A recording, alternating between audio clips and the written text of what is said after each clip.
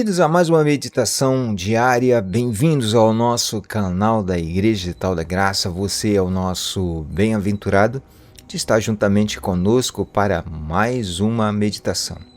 Você já deve ter ouvido inúmeras vezes as pessoas lhe falando que você precisa tomar ou fazer uma decisão, de que você precisa voltar-se para Cristo, que deve abandonar as práticas que outrora você praticava e que iam de encontro com aquilo que Deus julga serem atos não condizentes com a humanidade que Ele criou. E, acima de tudo, atos que não seriam aplicáveis à vida em si.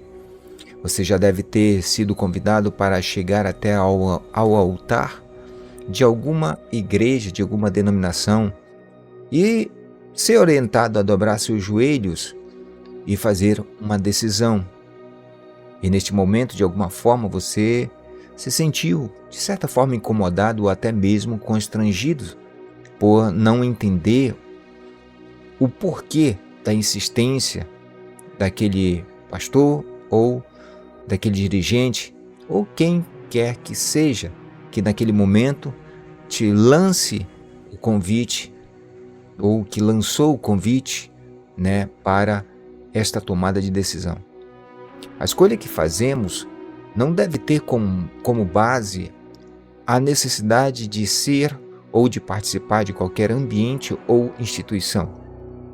A escolha que fazemos deve ser consciente e plena das faculdades mentais ao ponto de compreender perfeitamente que tal escolha não está para uma instituição, e sim para o ingresso no corpo de Cristo. Quando olho para o que o apóstolo Pedro, escreve em sua primeira carta, referindo-se à Arca de Noé e a quantidade de pessoas que foram salvas por meio dela, E, ao mesmo tempo, como ele identifica este acontecimento, estabelecendo um paralelo com o batismo, assegurando que isso não está relacionado apenas à lavagem da imundície do corpo, mas sim ao que ele chama de boa indagação de uma consciência para com Deus. Eu não posso de maneira nenhuma fraquejar ao afirmar que toda e qualquer mudança passa por uma ação de autoconhecimento, de autopercepção. Passa pela aceitação de quem somos e a expectativa de quem poderemos ser a partir daquele momento, a partir daquela decisão, a partir daquele passo. Por este motivo, todos os discípulos que escreveram alguma carta, que vieram posteriormente se tornar livros, eles levaram seus leitores e ouvintes a uma reflexão quanto ao que de fato significa a palavra de Cristo, que disse: "Eu sou a videira verdadeira e o meu Pai é o lavrador. Toda vara que em mim dá fruto, ele limpa, ele purifica, ele poda, para que ele venha dar mais fruto." E ele continua dizendo: "Vós já estáis limpo pela palavra, a palavra que vos tenho falado."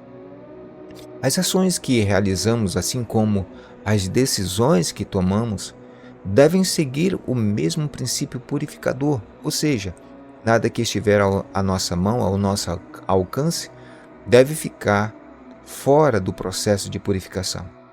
Traduzindo, de forma bem prática, traduzindo em miúdos isso que Cristo nos diz, nos ensina, tudo que fazemos, seja em pensamento, seja em palavras, tudo deve ser feito segundo a vontade de Deus.